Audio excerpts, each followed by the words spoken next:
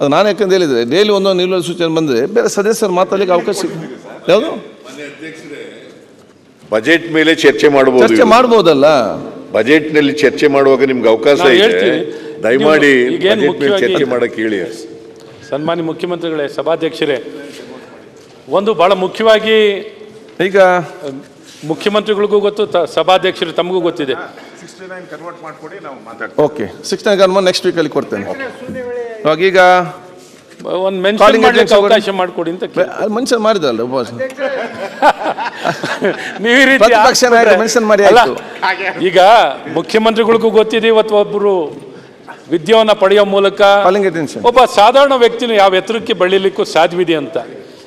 ವಿಶ್ವವಿದ್ಯಾನಿಲಯ ಎಷ್ಟು ಅಗತ್ಯ ಇದೆ, ಯಾವ ಒಂದು ಭೌಗೋಳಿಕವಾಗಿ ಒಂದು ಪ್ರದೇಶ ಅಥವಾ ಒಂದು ಜಿಲ್ಲೆ ನಿರ್ಮಾಣ ಆಗುತ್ತೆ ಸರ್.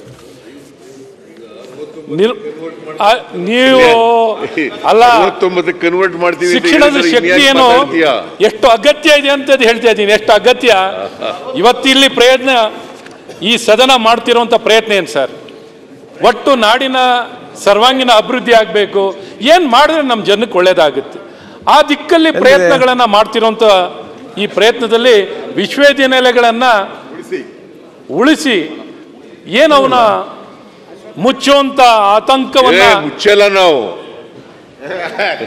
ಏನು ಮುಚ್ಚಕ್ಕೋಗಲ್ಲ ಅಲ್ಲ, ಆತಂಕ ನಿರ್ಮಾಣ ಮಾಡಿದ್ದೀರಾ. ಈಗ ಏನು ಆರ್ಥಿಕ ಅಶ್ವತ್ಥನಾರಾಯಣ ಅವರೇ, ಈ ಆತಂಕವನ್ನು ಜಾಸ್ತಿ ಮಾಡಿ ಊರಿಗೆ ಆತಂಕ ಮಾಡಬೇಡಿ ಹೇಳ್ತಾರೆ ಮಾಡಿದ್ದು ಅದರ ಬಗೆಹರಿಸುವ ಆತಂಕ